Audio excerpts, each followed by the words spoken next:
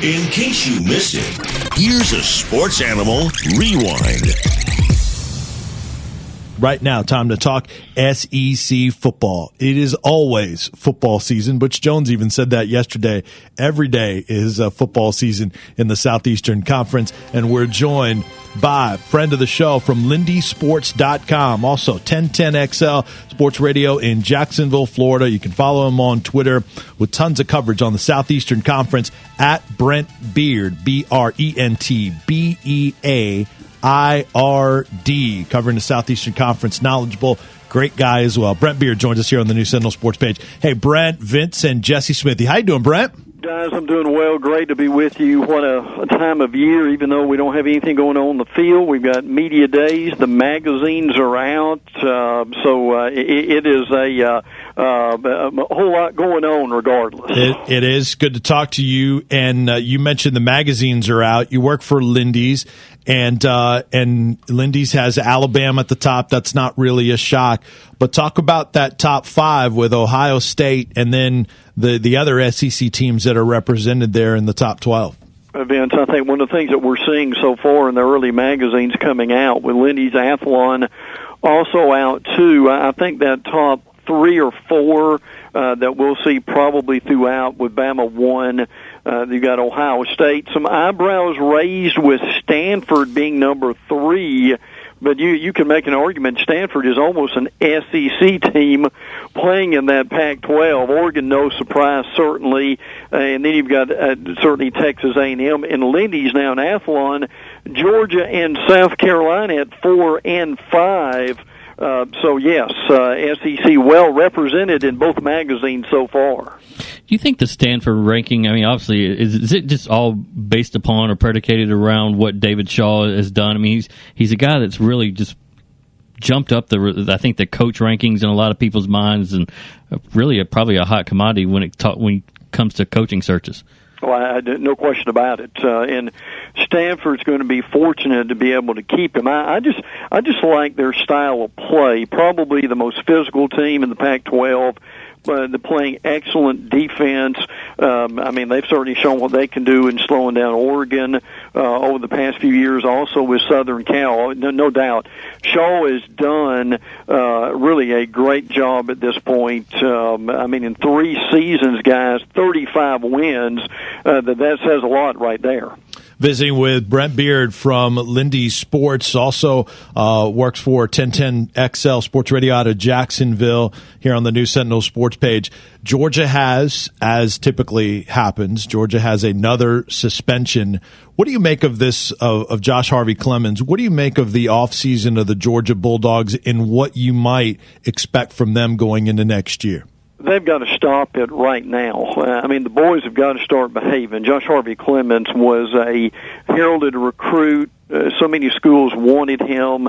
They finally found a position for him at safety, and now you've got this situation where he's suspended for the Clemson game. Hopefully he'll be back for Georgia fans coming up for South Carolina. They've got to get a handle on this, guys. Well, one of Steve Spurrier's great quotes is, we love to play Georgia early in the year because we always know 3 or 4 guys are not even going to play. But in Athlon's and Lindy's both have Georgia winning the East. Guys, I'll be frank with you, I like them, but I just don't buy it. When you lose as many players as they did defensively in a league that you win championships with defense, they've got great personnel that's coming back. The Ray Drews, the Clements, as we mentioned, but they don't have a lot of experience. I really do think that South Carolina and Florida will determine that East. Georgia, they can score 52 points, guys, but if they give up 54, it doesn't matter. Brent, you guys have Texas A&M in your top 5 right there at number 5. You look over at Athlon's ranking, they have them number 9. What do you think made them, reluctant to have Texas A&M a little bit higher? Probably maybe even despite an early loss to Alabama, that they probably at that point are virtually able to run the table and be able to stay in it. I think is more the logic for that. And guys, think about this for a minute. beginning. We've heard LSU folks talking about LSU and A&M ending the season beginning in 2014. Boy, what that would be as far as the stakes for that game at the end of the year would be incredible. But yes, lots of love in Lindy's for an A&M. Joined by Brent Beaird, covers the SEC for Lindy Sports and LindySports.com, 1010XL out of Jacksonville. Brent, you've written about this, and a number of people have, about the interdivision a permanent opponent. Some are for it, some are against it, and saw that you laid out basically for this coming season the two opposite division, the records of the two teams you played in the opposite division with this 8-game schedule, and it's incredible. Alabama with Kentucky and Tennessee have a combined record of 1-15, and then you have LSU with Georgia and Florida, combined record of 14-2. Where do you stand on the permanent opponent in SEC football? I really think what they ought to do is go to 9 games, and if they went to 9 SEC games, that would give them enough flexibility to work this out, and I think if they did, you could almost get some sort of a compromise, or you could continue to play some of these Alabama, Tennessees, and Auburn, Georgias, and yet also allow these players to play as many teams as possible throughout that time. Now, obviously, Les Miles wants to get rid of the Florida situation. We understand that. Now, we're pretty close to Florida here in proximity. They don't. They love having LSU, and frankly, all the rest of them are pretty comfortable in their own opponents. And, guys, I think another thing to keep in mind, I know that a lot have been weeping and gnashing of teeth, particularly over the Auburn, Georgia, Alabama, Tennessee. Well, look, Tennessee and Auburn aren't going to be down forever. I mean, that thing's going to reverse itself sometime soon. But I would say, guys, to me, if they go to 9, it would answer a lot of questions, help with strength of schedule. You wouldn't have the additional cupcake every year, and it would give them some flexibility to probably make both sides happier. Brent, what about Florida, the team that you're really close to? What kind of off-season has Florida had other than Tim Davis taking a shot at Nick Saban? I think it's been more positive than it has been anything else. Now, they are concerned. I think offensively, Jeff Driscoll showed some glimpses last year that he could be a very good quarterback. We covered their spring scrimmage. It wasn't really a spring game, but it was a spring scrimmage. And he still does some of the things that he continues to do. The last season, he holds the ball too long. He locks onto the receiver. Those are things that have got to improve. I think also the key to their season, guys, is going to be the wide receivers. If they can get some guys in like Ahmad Fullwood, who's coming to be a freshman from Jacksonville, to help them stretch the field, I think that's going to be a real help. They really like Matt Jones for his blocking, catching out of the backfield.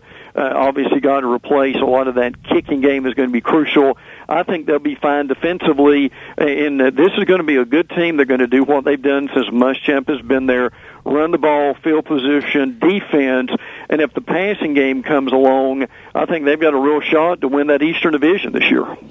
Brent, there are some coaches who come into the league and you just get a feeling in your gut that you just know it's not going to work out. And the example that I use is Charlie Weiss coming to Florida as coordinator. It just never seemed like a good fit from day one, and of course it panned out to be that way.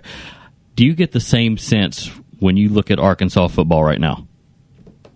They've got a real learning curve. That's a great observation. I think a couple things there. The possibilities there, but I think eventually that Bielema will succeed, and this is why.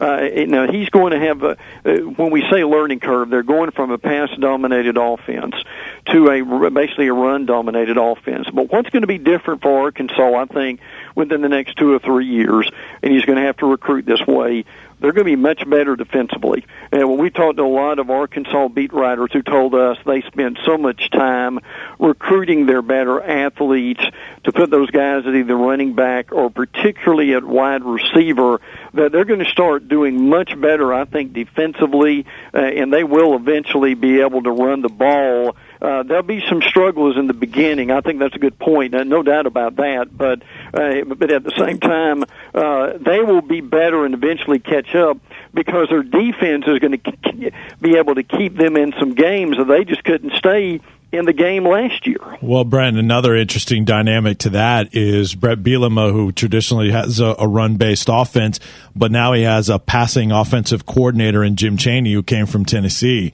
And how those two work together will be interesting to see how it plays out. Well, no doubt about that. And Brent said just a few days ago that he's not going to call the plays. He's going to give Chaney a lot of freedom to do what he needs to do.